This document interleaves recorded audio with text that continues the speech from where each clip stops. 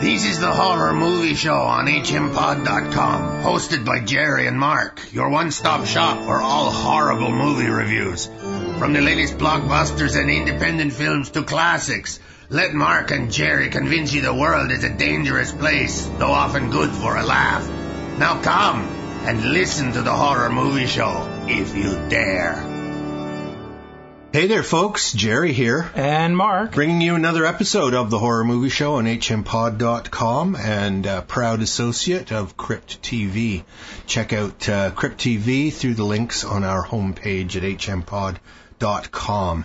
They got lots of stuff to see, and if you've got a short film or an interesting idea, you can get in touch with them and you can shoot a film these days on your phone. Absolutely. So. I'm filming one right now. Mark doesn't know it. Yeah, we can do the whole show off our phone. Yeah, well, not me. I don't have a phone. I've never used a phone. You're still using the teletype or whatever. Yeah, that's right. Yeah. Telegraph. Yeah. So I wanted to talk at the beginning here about just a few TV series that I've really been enjoying lately, and I'm not sure, Mark, whether you've seen since you haven't mentioned them before. Yeah. Well, yeah, but they've been on. Okay, go ahead. For a while. Shoot. You ever seen Comedy Bang Bang? No. I haven't even heard of it. Excellent show. It's been on for years. It's these are all American series. Comedy Bang Bang, it is a mock talk show. The closest thing I can think would be a sort of Fernwood Tonight takeoff. Okay. Scott Aukerman is the host, plays himself. His sidekick is the comedy musician Reggie Watts. I've seen Reggie a couple of times live here in Vancouver, and he is amazing. He's like a human beatbox, and he's really funny, and he can do different accents. And he's like a 350-pound black man. So, he has everything to all people. He's so funny. So what do they do on that show? Well, they have like this mock talk show. So Scott comes out and they'll have different people on, but they're always actors and comedians playing different people. So they don't even want to attempt to do a real. Well, they might have an actual guest on, but there will be a second guest who is like a mockery of someone. Anyway, I don't want to get into a full review here. I got a couple of other series to talk about, but it's very, very funny. If you get a chance to see it, do download What was it called again? Comedy Bang Bang. That's it, huh? Yeah. Okay. Yeah, very funny. I will have to definitely check that out. Oh, it's wonderful. Now, the next series, the next two are new this year, but I just love them. One is called Another Period. Oh, yeah, I've been watching that. You've been watching that? It's so funny. Two women comedians, Natasha Leggero and Ricky Lindholm. And a lot of the actors come from Children's Hospital. Yes, they're all pals. Children's Hospital, the wonderful Rob Corddry series. So Another Period, it took me a few minutes to understand that, that's a dirty joke right there. Yep. So the idea is that these two women, Lillian and Beatrice, they're sisters, and they live in this gigantic, stately mansion. They are so filthy rich. And they're unbelievably filthy rich, but it's like a takeoff on the Kardashians. Uh-huh. Right? So you have like this hideously rich family, and they're all spoiled, horrible, ignorant pigs. And this is done in what century? Well, they say, that it's like, around 1800. So it's like 100, 200 years ago, whatever. But they're completely mixing it up because there's all these. They're supposed to be an American family, but there's all these lords and ladies and stuff. They, honest to God, don't seem to have a clue what the hell they're doing. But it doesn't matter because it's just so funny. Yeah. So it's sort of a takeoff on all those mannered English PBS series as well. Yeah, exactly. You're upstairs, downstairs. Yeah. And it's the two sisters are married to two gay men. Extremely flaming gay men. Yeah. I just think that the whole rationale, they don't even know that they're gay. Mm-hmm. It's just something that they do. Well, the blonde sister, played by Ricky Lindholm, she's half of Garfunkel and Oates. Oh, that's right. Yeah, I remember that. Yeah, she's yeah, the tall one. And the little gal who is her partner in that mock comedy musical act, she also shows up as a regular, like a friend of the family. Anyway, Ricky Lindhome's character Beatrice, she's having an affair with her brother. Yeah. With their brother. Yeah. So, the incest, they get a visitor. In the last episode I saw, they have a visitor, Sigmund Freud. So I guess it's supposed to be around 1900 then. I suppose Freud was still alive then. And so he shows up. He's in their house as a guest. And he's sort of psychoanalyzing these idiots in the family. And when he finds out that incest is going on between these two, he's okay with that. He's got problems with other things, but not incest, not brother-sister incest. Wonderful cast. Michael Ian Black plays the head butler, Peepers. Uh-huh. It's a funny name. Christina Hendricks, the gorgeous statuesque redhead from Mad Men. She has the very unthankful task of playing one of the lower echelon maids who was dubbed in the first episode Chair by Beatrice because she didn't say her name fast enough, so they said, "We'll call you Chair." And from now on, she's known as Chair. And David Koechner, who's well known from Anchorman and a zillion other goofy comedies. He plays the patriarch of the family with the world's biggest mutton chops and of course having an affair with Chair. So I think you hit it right on. It's like the Kardashians of the 1800s. 19th century. 19th century. That's it. 19th century. Yeah. So it's like 115 years ago. It is so goofy, and they mix up their lords and ladies. I mean, Americans don't have royalty. But they want it. Yeah, I know. It's so funny. They might as well be English royalty the way they run roughshod over the peasants. The two sisters lounge on the couch, sucking the cream out of cream puffs and then throwing the shells at one of the maids who just stands there as a target. Of course. And I love the fact that the butlers and the maids have to just go with anything. Just take it. They can't say anything. No. And Peepers, the head butler, of course, he's all for it because they are better than he is.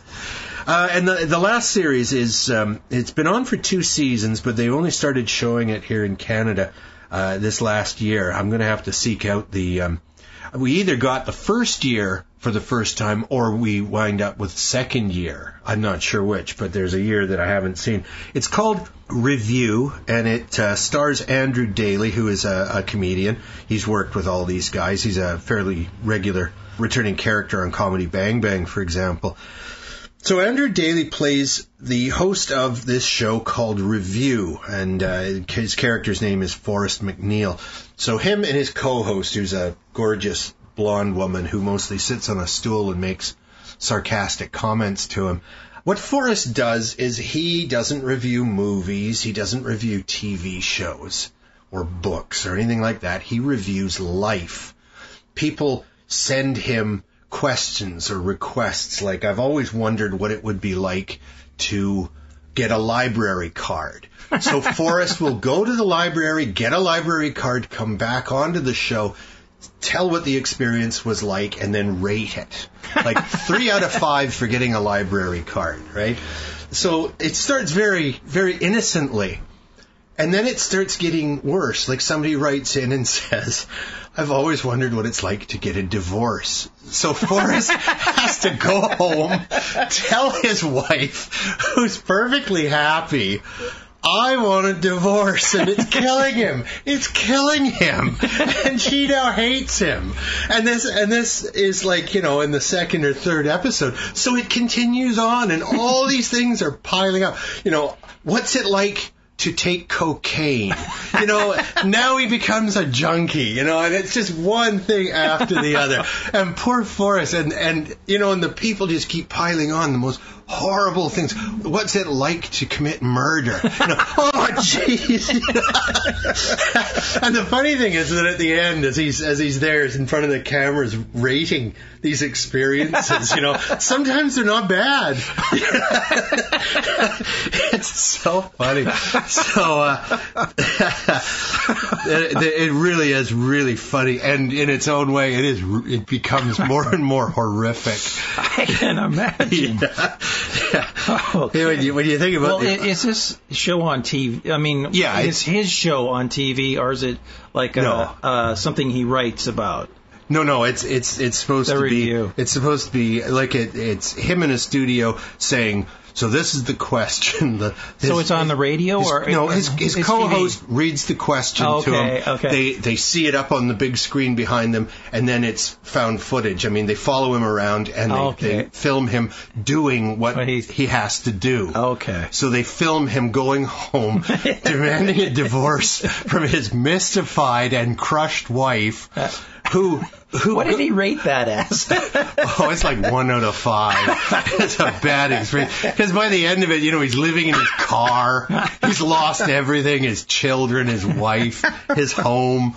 He's got nothing. And then it's like him slowly trying to rebuild his life. Oh, that's Freudian. Try to rebuild his life while his wife has rebuilt her own. Like, she's got a new boyfriend. She's got, she's poor guy. Yeah. It's so funny. It's so sick. I mean, it's just this man being tortured. It's very funny. Okay, well let's get on to some movies. We're starting this week with 4 real big blockbuster type movies. Not all from this year. Now, just released in North America, I suppose to the West, is a Chinese-made movie called Dragon Blade. The Western version is 2015, but this movie was out at least 2 years ago because it's a mix of Chinese and Western actors, and a very weird mix it is. Yeah. Sharni Vinson, who doesn't even speak in the movie, who plays a Roman wife. When I interviewed her a couple of years ago on a completely different subject, she told me that the biggest movie that she had been in was with just like a few weeks shooting in China. She hadn't seen the movie, but because it was seen in China, it was big, first huge Chinese blockbuster movie, and it was such a success in China, more people saw Sharni in that movie than in all her Western movies put together, which is really interesting, right?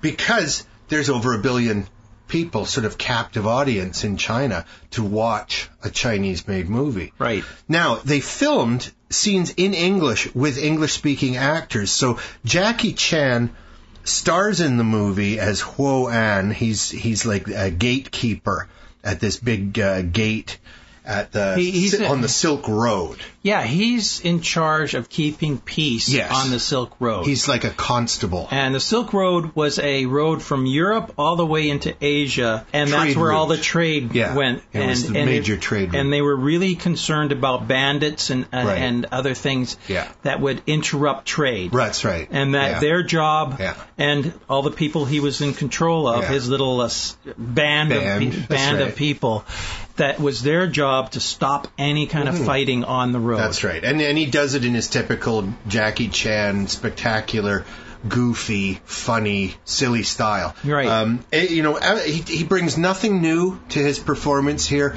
but he's got a huge fan base in China as well as the West, so he's a logical choice. Now, he produces it as well. Yes, he is a producer as well. He's also directed movies, but not this one. Yeah. Now, it was written and directed by Daniel Lee, but a huge team on this. It's like Lord of the Rings. It's a huge movie. Huge. Now, the basic plot is that Jackie Chan and his little band, they become disgraced, and the boss of this town with a great gate and so on. This is sort of like the last Chinese outpost on the Silk Road. And it's a rich city because lots of trade is going through, and they're constantly working on reinforcing it.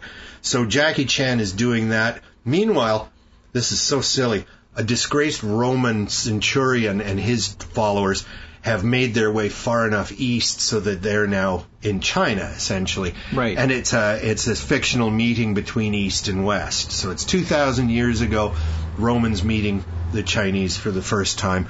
And Cusack manages to introduce some Roman building techniques which fixed the Great Broken Wall in a matter of, it looked like hours. Well, what it was is that they were mandated to finish this city. Jackie Chan and his men was. Yeah, well, everybody was working on it, and they gave them such a timetable that there was no way they could complete it. Not with Chinese technology, yeah. So the Romans show up, and John Cusack makes great friends with Jackie Chan by showing them some tricks to make a solid wall with metal cages filled with gravel rather than full-sized boulders. So, okay, and there's that, and there's an evil guy who's after John Cusack, played by Adrien Brody. Yeah, that's followed him all the way from Rome. From Rome to China. He plays Tiberius. I don't think he's supposed to be the emperor, but he wants to power mad. Yeah. Sharni Vinson has an absolutely unremarkable part playing Lady Crassus, whoever she is. I think she's John Cusack's wife. We only see her in flashbacks. Right? Yeah, it's not. But he's lost everything, so it's like his happy memories of home. Yeah. And she's just looking very pretty on a settee. And that's about it. The rest of the actors are Chinese, and, the names don't mean anything to me. And probably most of our listeners. Of the movie is subtitled. Yes. Except for some reason, the Romans are speaking English. Well, you don't want them speaking Latin. That would just annoy everybody. So Cusack does a good job, but my goodness, it's just such a silly idea for a movie. I'd like to see the Chinese version dubbed into English and see how different it is, because I'm sure it's more heavily slanted to the Chinese side of the story, and the Western actors like Cusack would sort of skew it to the West for our tastes. Well, yeah, you got to cater to the audience. So they're essentially two movies. Yeah. Two heavily edited versions. I found it entertaining enough. One thing I really liked about it is that it wasn't your hidden tiger, crouching whatever. Right. It wasn't fantastic fighting. It was realistic fighting. Yes, yeah. It wasn't people bouncing off walls and things like that. Although Jackie Chan probably takes enough blows to kill 30 men. Yeah. But other than that, the fighting styles were realistic. And it looked good. Yes. Fantastic set. Huge production, obviously. It's like only in China. Well, I don't know. It could have been all green screen for all we know. But that's it. I don't think a lot of it was. I think a lot of it was real historical cities being used as backdrops. I don't know. Well, all I know is that it looked good. It was entertaining enough. I would recommend people watching this. Yeah, if you like sort of kung fu hysterical movies. Okay, we have another historical movie going back another 3,000 years. Exodus, Gods and Kings, 2014 movie directed by the often but not always great Ridley Scott. Written by Adam Cooper, Bill Collage, Jeffrey Kane, and Steven Zalian. It stars, this is wonderful casting, Christian Bale as Moses. He's so Jewish. Joel Edgerton as Ramses, John Turturro as Seti, Aaron Paul from Breaking Bad as Joshua, Ewan Bremner as an Egyptian expert, Ben Kingsley plays Nun, and Sigourney Weaver, yet another villainess, as Tuya. Well, you see Ridley Scott and her hand in hand. That's right. Old pals. Old pals. This is a biblical movie that no doubt was rushed into production when Noah was announced the year before. Well, I don't think it doesn't look rushed. No. I'm just saying. They still had a year. It came out a year after Noah. Maybe Moses and Noah could get together and have a rumble match. Noah would have kicked Moses' ass. This movie, I love it when people I'm watching TV and all these right-wing people are saying, it's a terrible movie. Yeah. It's not, it doesn't follow the Bible. Yeah. It's like, well, the Bible was just a frickin' story too. What I found this movie is that they try to make the extraordinary mundane. Right. They make it realistic. Yeah. They're not going to say, well, Moses just parted the Red Sea. Right. No, they're going to give you a good try to give you an explanation. Sort of an explanation of why the tide went out or something like that, And I find that giving it reality makes the story more believable. Right. Whereas I can't believe anything in the Bible. No. But this, I could conceive something like this. Other than the Old Testament and ancient Jewish folklore, there is no historical proof. This could get me into trouble, but there doesn't appear to be any historical proof that the Israelites were actual slaves in Egypt. In this movie, Ben Kingsley, I think it is, tries to sort of instill pride in the captive slaves, in the Jewish slaves. Take pride in the fact that you built the pyramids, you built the Sphinx. Well, no, they didn't. It was, Egyptians who built them. But anyway, the whole slavery thing is just a boondoggle, and it's a silly bit of non-history that is still to this day, I think, used as a sympathy gathering method. Anyway, I mean, more power to Israel, but the whole story about being in the desert for 40 years. I mean, how long does it take you to walk from the point A to point B? You'd have to really lose your way. If God is your personal friend, couldn't he point you in the right direction? Yeah, and it's not that big of an area. Yeah. So it's like in 40 years you could travel back and forth quite a few times. Yeah. But, I see a funny sketch where it's like 40 years we've wandered in this desert. Maybe we should have a different leader, and then show that the guy leading the parade has got like one leg a foot longer than the other, and they've just been turning in a tight circle for 40 years. I mean, it is that silly. Now, it does have some spectacular effects, but I didn't like this movie anywhere near as much as I enjoyed Noah. Didn't you? I thought Noah was a lot of fun. I thought it was fun, and it had a lot of fantasy aspects. Fun, like giant rock monsters. This movie doesn't have any of the fantasy aspects. Well, that's the whole thing. Is I think that Ridley Scott was trying to make it a realistic movie. Right. Well, I thought it was a failure that way. I didn't. I thought he did a really good job. I just talked about that for 5 minutes. I thought it was dull. And just, Ten Commandments with Charlton Heston was more enjoyable to me than this movie. Really? Yeah. According to Access Hollywood, Ridley Scott claimed that there was a final cut to this film that was about 4 hours long. So, obviously he had to cut it down. That'll be on the DVD. I hope so. Yeah. But I thought there was nothing wrong with this story. Okay. It's telling a classic story in a realistic way. Right. And I have no problem with that whatsoever.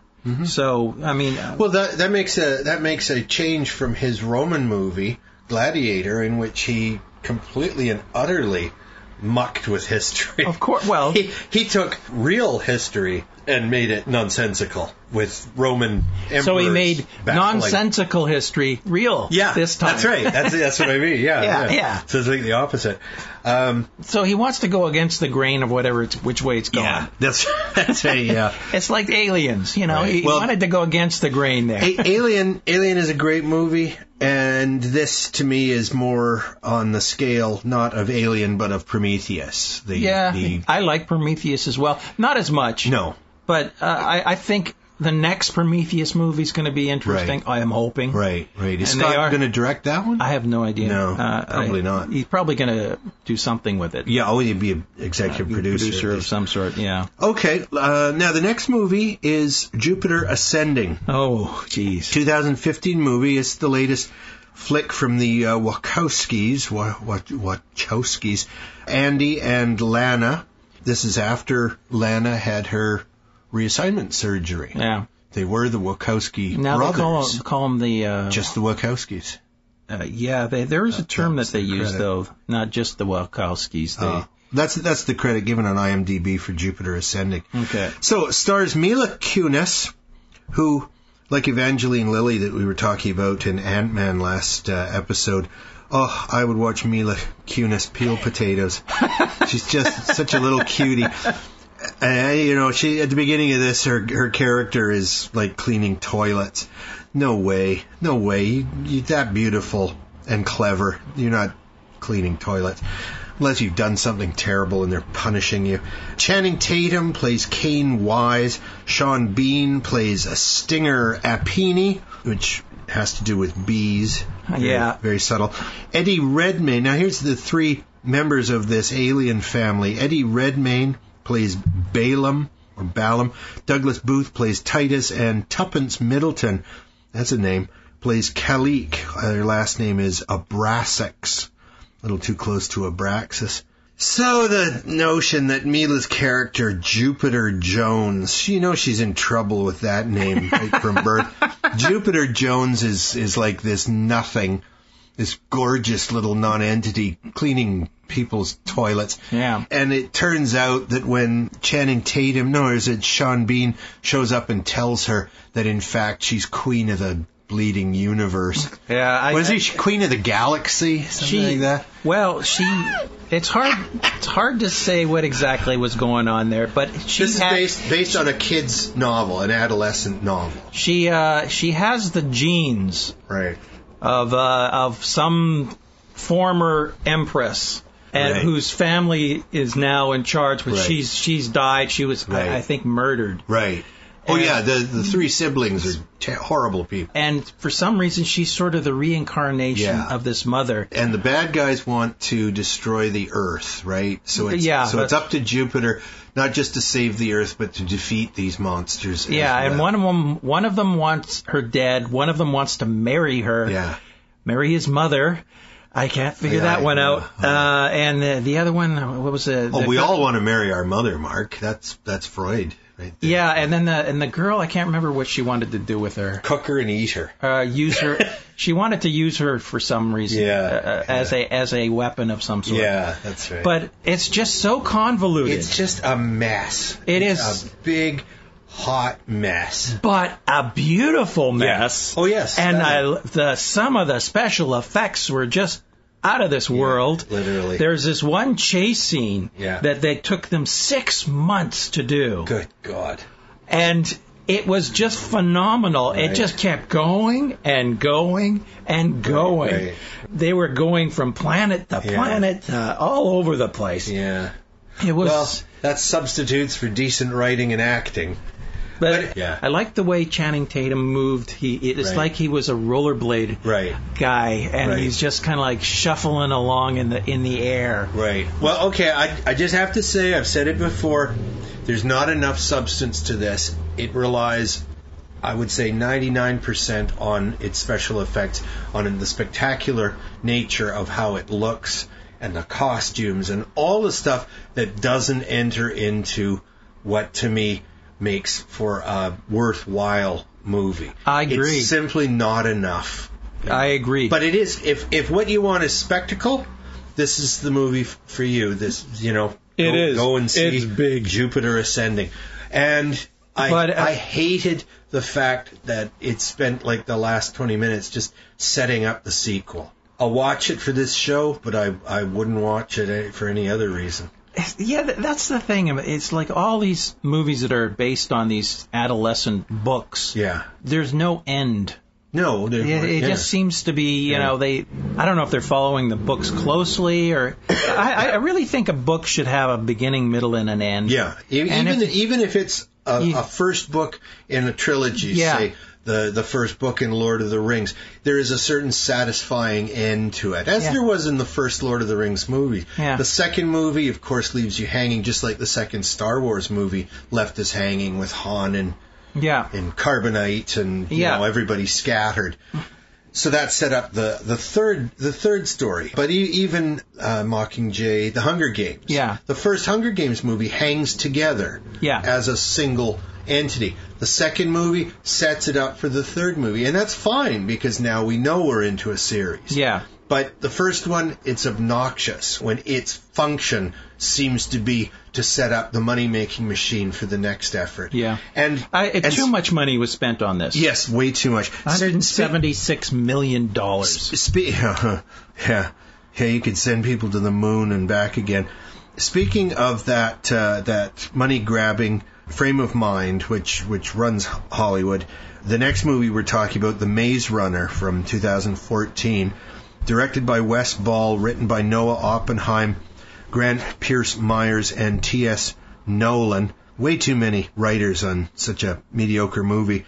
Another one based on an adolescent novel or series of novels. This movie, The Maze Runner, really, really, it just comes right out and says, well, you ain't seen nothing yet at the end. And it just angered me because it's like they might as well just ask for more money as you're leaving the theater. You're paying for the sequel now, sucker. Yeah. But the Maze Runner, let's see, who's in it? Dylan O'Brien plays Thomas. Kaya Scodelario plays Teresa. Amal Amin plays Albie. Ki Hong Lee plays Minho. I liked him. Thomas Brody Sangster plays Newt. He was also good. Blake Cooper plays Chuck, the requisite little fat kid. And Will Poulter plays Gally, the downer of the group.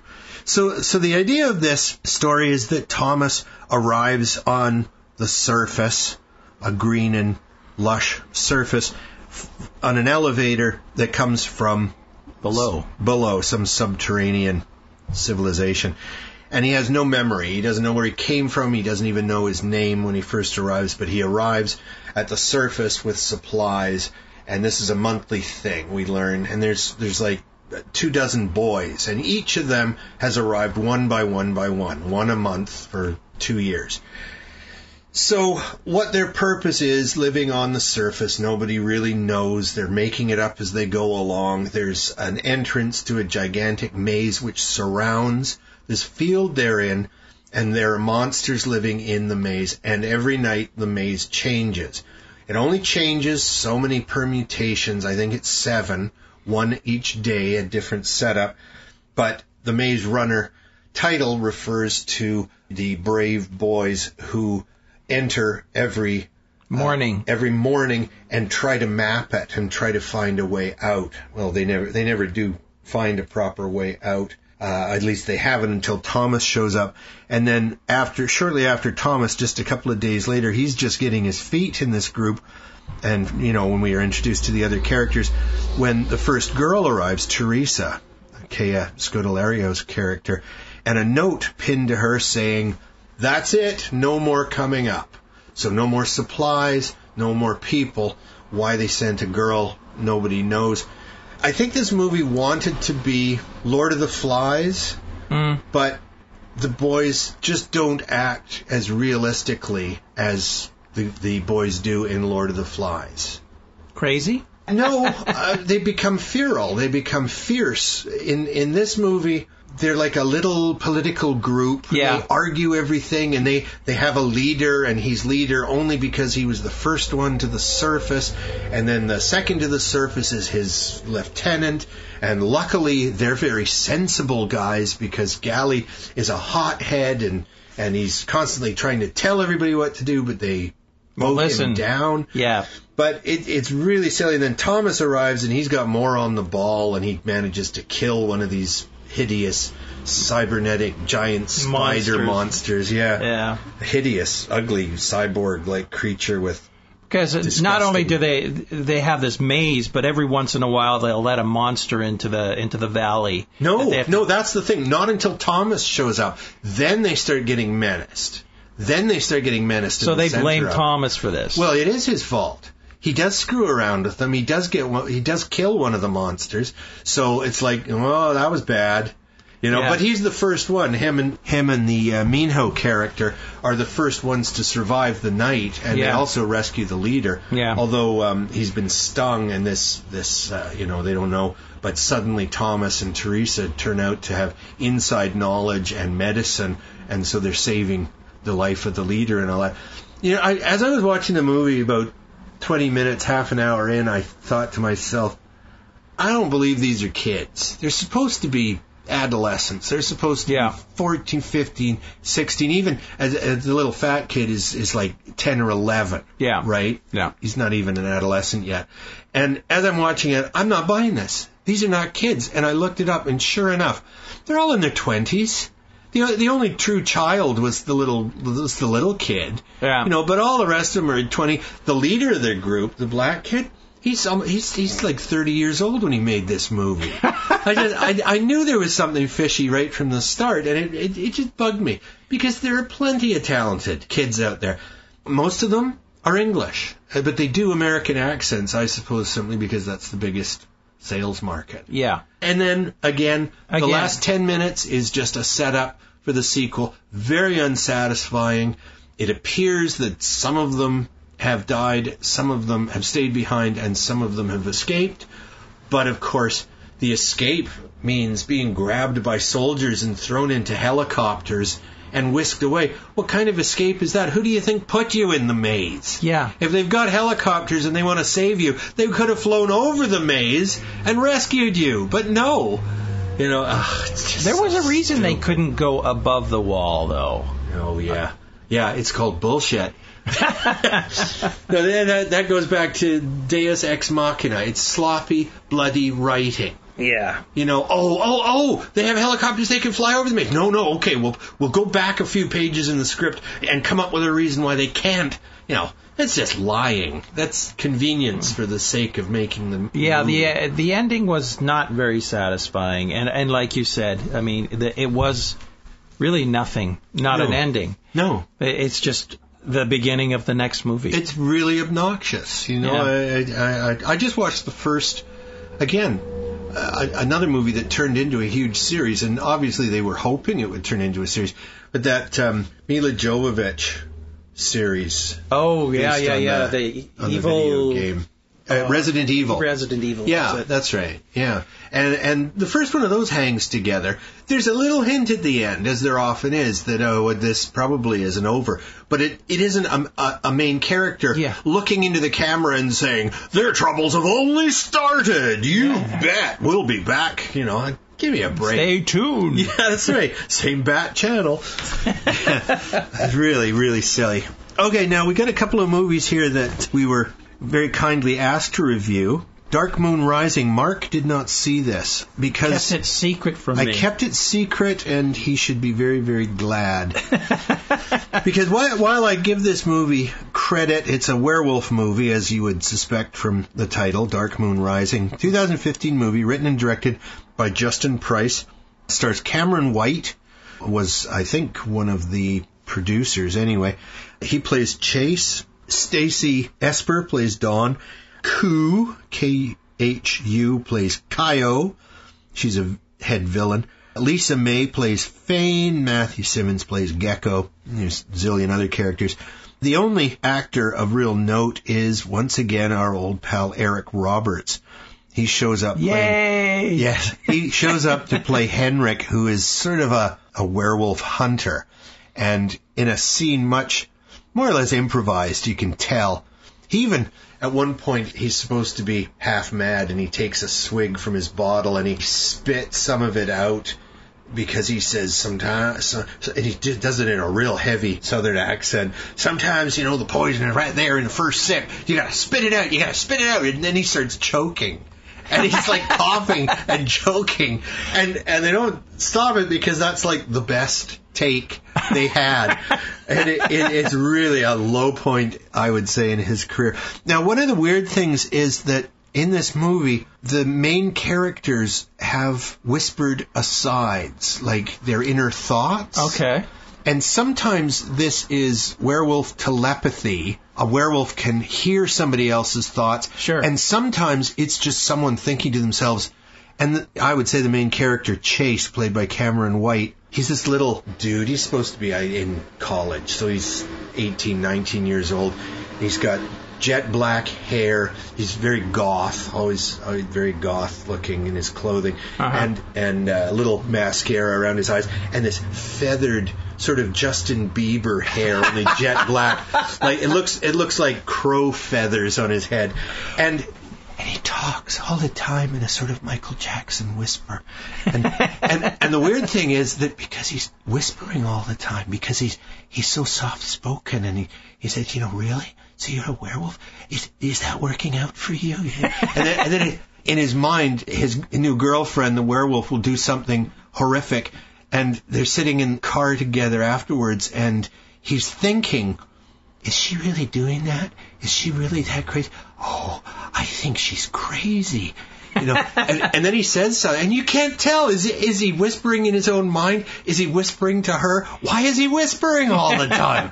It drove me crazy. He's in the middle of a fight where he's like tooth and claw battling a ferocious, gigantic, and these werewolf monsters can turn them. They're like shapeshifters. They can instantly turn themselves into 10-foot tall werewolves. Good right? Huge, like the size of a redwood.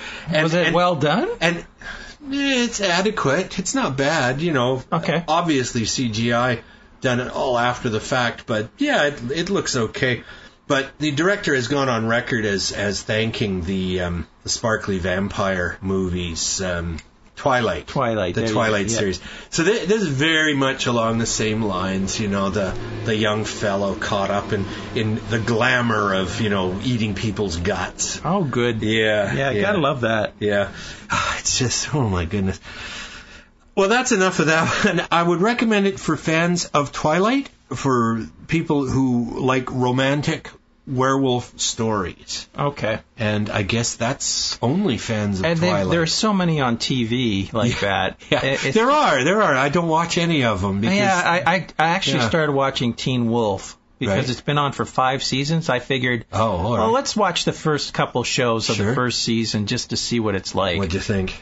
It started off okay, but then it got into the soapy kind of crap, the love interest. Now they start off liking each other, then he does something and she gets mad. Right. Next thing you know, they're separated at school. And no matter what happens in that little town, people are dying left and right and center, getting their throats ripped out. Yeah. And there doesn't seem to be a panic. No, you'd think the feds would get in at some point. Yeah, there just doesn't seem to be a panic in the town. They just go to school the next day. Right. Yeah. Did another student hit the big one, Yeah, that's and right. I just, after a while, you go, geez, come on. Well, is it based on the Michael J. Fox movie and its sequel with Jason Bateman? I cannot remember those movies, but they're not good movies. There is a lot of comedy in it. Right. There's the sidekick kind of guy, and then there's the serious guy. But is the main character a normal kid who's also a werewolf? Yeah. And he uses his powers to be like a cool guy at school? Well, yes. Okay. Yes. Yeah, but he's learning how to use his powers. Yeah. That's the Michael J. Fox movie. Yeah. He turns on his werewolf powers so that he can be a great basketball player. In this case, it's lacrosse. Lacrosse, right. There you go.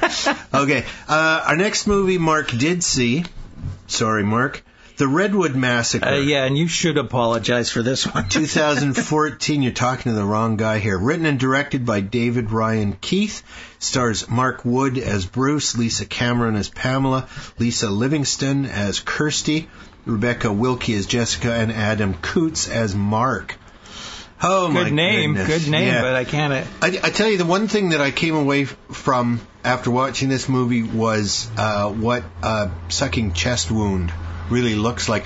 This was a horrible, bloody movie. If you like blood, this is the movie for you. Yeah, the effects are pretty good. Yeah, see, everything's good. It looks good. Yes. The storyline. It's terrible. It's like, I can say the storyline in one sentence. It's like kids go into a building, madman in there, and they watch each other get killed. Mm-hmm. That's it. And it's like there was no reason for this character. Cabin in the woods nonsense yet again. It's like, why is this guy here? Yeah. No development on that character whatsoever. He just goes around killing people. That's right. That's it. That's his whole... The whole thing is him just going around killing people. Yeah. And these kids who are hiding around the corner watching him do this. Yeah. Instead of trying to help, they just watch it happen, and then they wonder... Well, who's next? Who's next? You are. Yeah. You know. and rightfully so, you dumbass. I wanted this movie to end so badly that I would have helped kill these kids. Right. Give me a knife and let me help you. Yeah. It's like I felt no sympathy for these kids. No, there's nothing really to recommend them. They're just useless. They're useless. Yeah. That's all they are. It's fodder. Yeah. And I hate movies that have no point other than grisliness. Yeah, just death. That's it. Yeah, witless death. Yeah, hope David Ryan Keith does better with his next feature. I mean, I don't mind the gore. No. I don't mind it, but give it a point. If it has a purpose, absolutely. There's no purpose whatsoever here. There's no development of any of the characters. why bother watching? And as you say, not even a decent explanation for why this is happening. No. Yeah. Okay. Enough of that. Final Prayer, 2013 movie, also known by its English title, The Borderlands. This is a British film, and I often find British films to have a little more originality than their Hollywood cousins. It stars Gordon Kennedy as Deacon, Robin Hill as Gray, Aidan McCardle as Mark, Lee Arnold as the priest, and Luke Neal as another priest, Father Krellick. Pretty sure Father Krellick is the name of a character on Father Ted. Oh, is it? A wonderful Irish comedy series. Yes. Ted, yeah, that might have been Father Ted Krellick. That might have been his name. Anyway, Final Prayer, or The Borderlands, written and directed by Elliot Goldner. I quite enjoyed this movie. It wasn't bad. I thought I liked that there's sort of a haunting in a monastery. Yeah. Yeah. And these guys have been sent there to prove it's not true. That's right. Well, the first two characters that we're introduced to are this sort of Mutt and Jeff type. An older guy and a younger guy. The younger guy is there to do all the videotaping and recording and electronic testing. And the older guy, now he's the more cynical one. Yeah. Am I remembering that correctly? And the younger guy is a little more gullible. But they both have to follow the lead of the third guy. There are icons or paintings on the wall that are representing what's happening. Right. And no matter what, they're sitting there with all this test equipment, and all of a sudden, all these things start happening and they're trying to justify it. Yeah. They're saying, oh, something is causing this, but it's not supernatural. No. The Vatican does not want supernatural. That's right. And I thought the ending was kind of cool, how they crawled underneath. Yes. And kept crawling and crawling and crawling and going from chamber to chamber. Just this morning I read somebody said the ending reminded them of The Descent, the underground movie where the half dozen women are spelunking, cave crawling, and they go down and down and down until they essentially reach hell. Yeah. And the parish priest supposedly commits suicide off a tower. Right. And they're kind of wondering, well, was he pushed? Yeah. Or was he thrown? Yeah. Or what pushed him? Yeah. Who? Yeah. So all in all, I found it very intriguing and really well done, but low key. Yeah. Not an action. The mystery works. Like you really don't see what's coming next. Yeah. And it's full of surprises and a lot of character development. Yes, it's a nice little supernatural, religious-themed, Christian-based horror movie. Yeah. And there's so many of those, and I don't believe in that particular brand of superstition. You don't believe in Catholicism, so... That's right, yeah. But just as a story, it worked for me, because, what is killing people, and what are they It's an odd ending, though. Battling. Very odd ending. Yeah. So some people were complaining that the last third didn't seem to match the first 2/3, but I thought the movie hung together well. Yeah. Yeah. It's been a while since I've seen it, but I still remember a lot of this, which means that I enjoyed it. Yes, it looks good without being over full of special effects. No, not at all. It's very actually underplayed. Yes, atmospheric. Yeah. Again, that's something I noticed. The Brits, my father pointed this out many years ago. He said, look at American cartoons. All they do is talk. Yeah. They jibber-jabber or they're singing from beginning to end of a Disney movie. You look at an English animation, the example that he liked to use was Wallace and Gromit. One of the main characters doesn't even talk. Yeah. They do so much more with fewer words, whereas Americans tend to layer it on, slather it on, and hope that some of it is funny. Yeah. Oh, God. Oh, man. If you want to see the worst comedy in the world, watch the Disney Channel for a couple hours. Oh, I can't do that. Oh, man, their sitcoms are so bad. I can't believe they actually produce crap like that, and people watch it. Well, they have their own channel. It's like Sci-Fi. I know. Sci-Fi couldn't get away selling those movies. I can't believe that people watch it. No. It must be made for 5-year-olds. Right. Because that's the only people that would actually stare at a TV for no apparent reason. Well, evidently you did as well. I didn't even do that. I just snippets. All right. I just watched a show for 5 minutes just because I'd never seen it. Yeah. I'm wondering, it's going into its 4th season or whatever. Oh, sure, yeah. I'm going, what is this? And then 5 minutes, and I'm going, I can't believe it. This is crap. It is. It's garbage. And it's regular network TV produces enough bad garbage. Yeah. This stuff is to the nth degree bad. Okay, I've got one more movie here to discuss, and this one I have to say was a real disappointment to me. It's a sequel to the wonderful movie Monsters. This is Monsters: Dark Continent, 2014, directed by Tom Green, written by Green and Jay Basu. Stars Johnny Harris as Noah Frater, Sam Keeley as Michael Parks, Joe Dempsey as Frankie Maguire, Kyle Soller as Carl Inkelar, Nicholas Pinnock as Sergeant Forrest. Now, the original Monsters was based on the idea that a satellite or some sort of space machine that we'd sent out had gathered some alien life and come crashing back to Earth in Mexico, and now there was this huge and growing swath of the Earth that was inhabited by these gigantic squid-faced alien monsters, now, bigger than And whales. The original wasn't actually shot on the go. I mean, there was no real big script. Right. And everybody in it were just local people that happened to be handy. Right, with the exception of the two main actors. Yeah, the man and the woman. And the plot and was... it worked. Yeah, the plot was this rather drunken, devil-may-care, selfish photojournalist is told by his boss to escort the boss's daughter. The boss is like a media empire mogul, a tycoon. And so the photojournalist and the boss's daughter, who form a relationship as they're traveling, he's just trying to get her safely out of the zone. Yeah. The infected zone.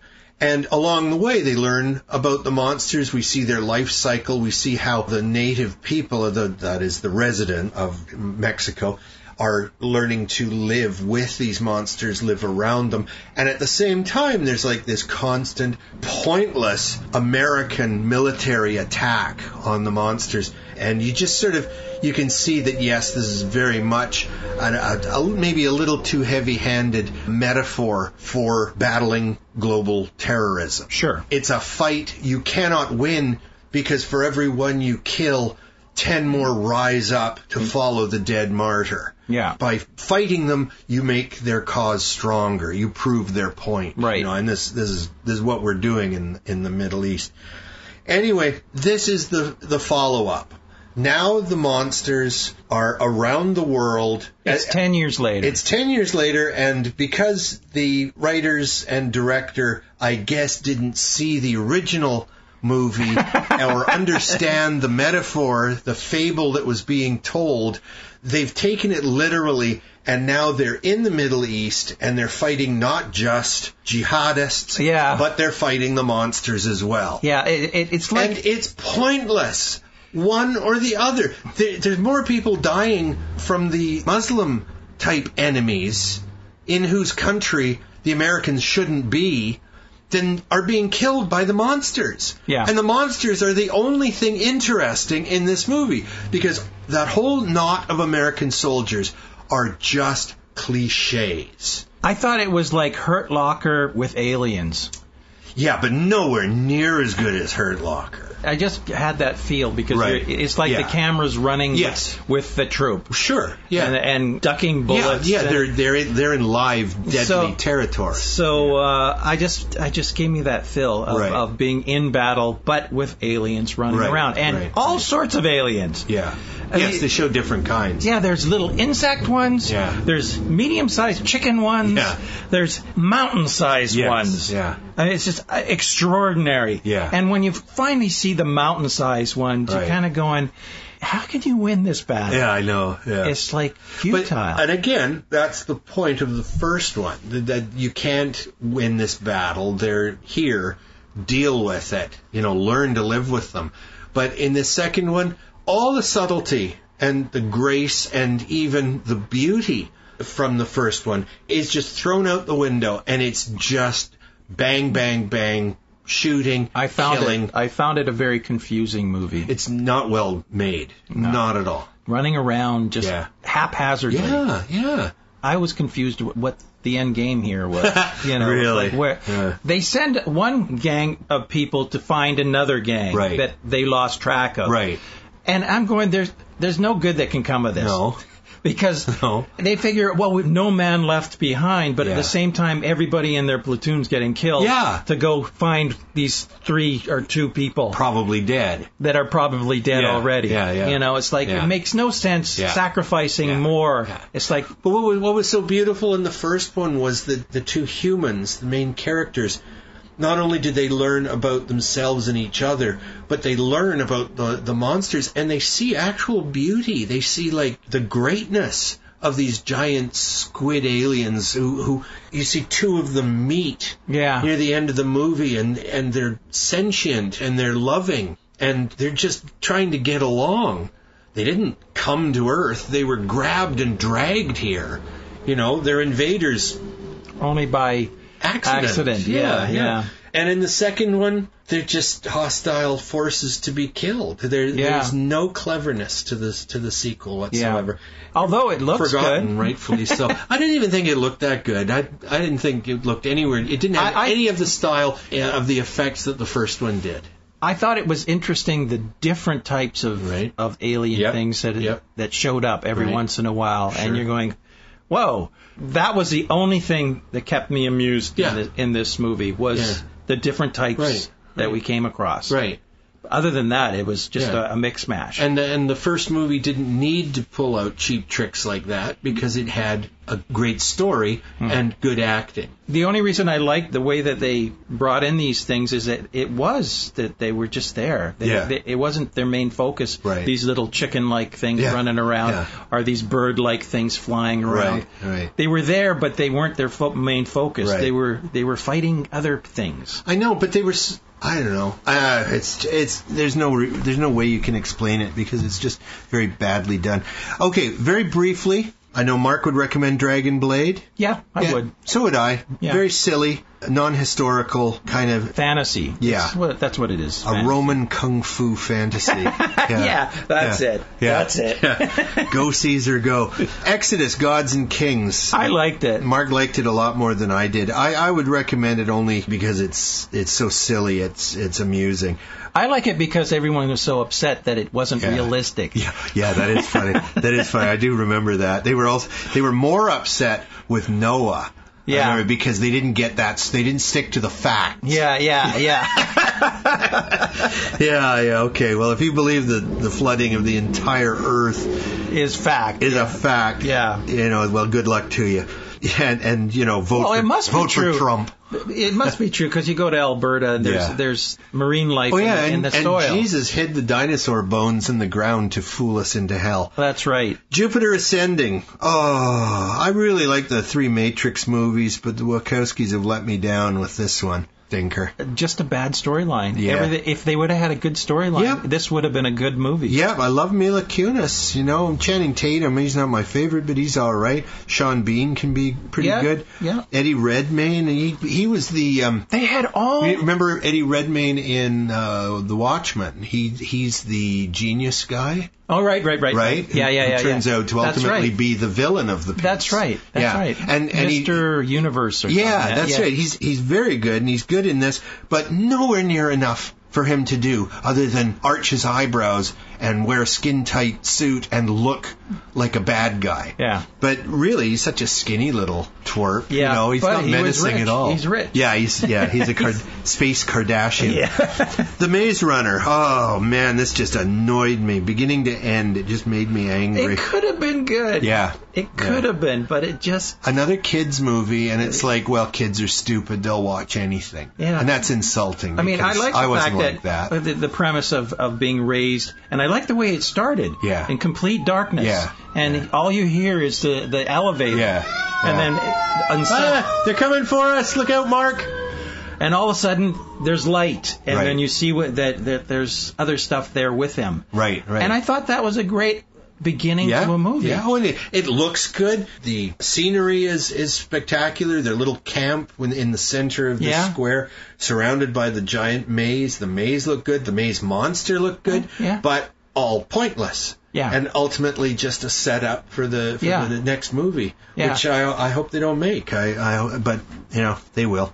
Not necessarily, because there have been a lot of movies that failed and they didn't make the second movie. I was just saying to Amazing Trixie last night, I'm very sorry that The Last Airbender flopped so badly, because I liked it. I thought it was good. I want to see part 2. Dark Moon Rising, Mark didn't see it, but even he wouldn't recommend it. If you like, I can't trust you anymore since you panned Mad Max. Oh, there you go. Okay. Oh well, it's just my opinion. I like Mad Max. I liked it least of all the Mad Max movies. Okay, there you go. That's what I would say. I was sorry because I wanted to like it as much as I liked the first one, second, and the third one. Yeah. Okay. Yeah. Dark Moon Rising, would not recommend it. Hope they get better. Redwood Massacre, worse. Yeah. Worse movie. Oh, God. Yeah. Terrible movie. There's no point to that movie. No. In fact, there's no point of even remembering the name. You can just forget it and never think about it again. That's right. Yes. We command you. Forget it. Forget it. Final Prayer, also known as The Borderlands, a very good British supernatural thriller. Yeah, low key though. Low key? Oh yeah, absolutely. Which is usual. This is why I really prefer.